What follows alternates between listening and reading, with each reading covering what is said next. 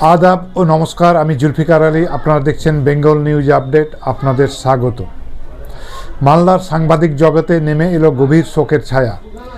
চিরবিদায় নিলেন জেলার প্রথিতযশা ও জনপ্রিয় সাংবাদিক বাবুল হক। রবিবার ভোর 3:30 নাগাদ সুজাপুর চাষপাড়ার নিজস্ব বাসভবনে শেষ নিঃশ্বাস ত্যাগ করেন তিনি। মৃত্যুকালে তার বয়স হয়েছিল প্রায় 55 বছর। আজকের বিশেষ প্রতিবেদন। মালদার সাংবাদিক জগতে নেমে এলো এক গভীর ও বেদনাময় শোকের ছায়া। চিরবিদায় নিলেন জেলার অত্যন্ত জনপ্রিয়, অনুকরণীয় ও প্রথিতযশা সাংবাদিক বাবুল হক। রবিবার ভোর 3:30 নাগাদ সুজাপুর চাষপাড়ার নিজস্ব বাসভবনে তিনি শেষ নিঃশ্বাস ত্যাগ করেন। মৃত্যুকালে তার বয়স হয়েছিল 55 বছর। পারিবারিক সূত্রে জানা গিয়েছে, তিনি দীর্ঘদিন ধরে শারীরিক নানা জটিলতায় ভুগছিলেন।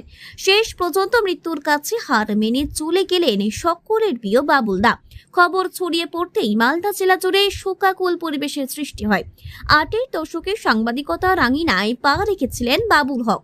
4 দশকের দীর্ঘ পথ চলায় তিনি কাজ করেছেন একাধিক প্রথম সারির সংবাদপত্র ও সংবাদ প্রতিষ্ঠানে। শুধু খবর পরিবেশন নয়, তার প্রতিটি রিপোর্টের পেছনে থাকত গভীর বিশ্লেষণ ও ক্ষুরধার লেখনী।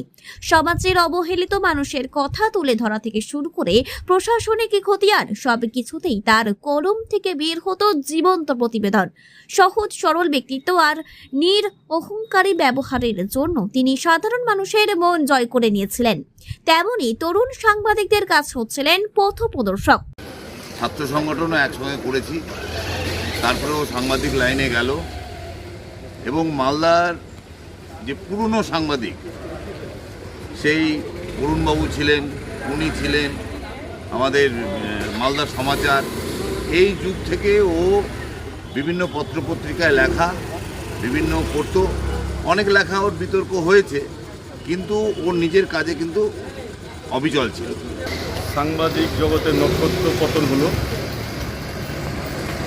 আমার বন্ধু বাবুল, যার সঙ্গে আমার পরিচয় 1995 সাল থেকে।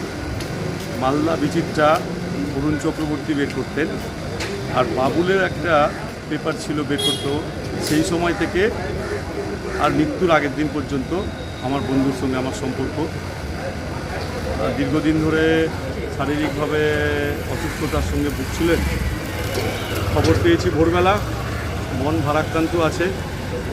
রবিবার সকালে প্রয়াত বাবুল হকের মরদেহ নিয়ে আসা হয় মালদা প্রেস কর্নারে। সেখানে দীর্ঘদিনের সহকর্মী প্রবীণ ও নবীন সাংবাদিক এবং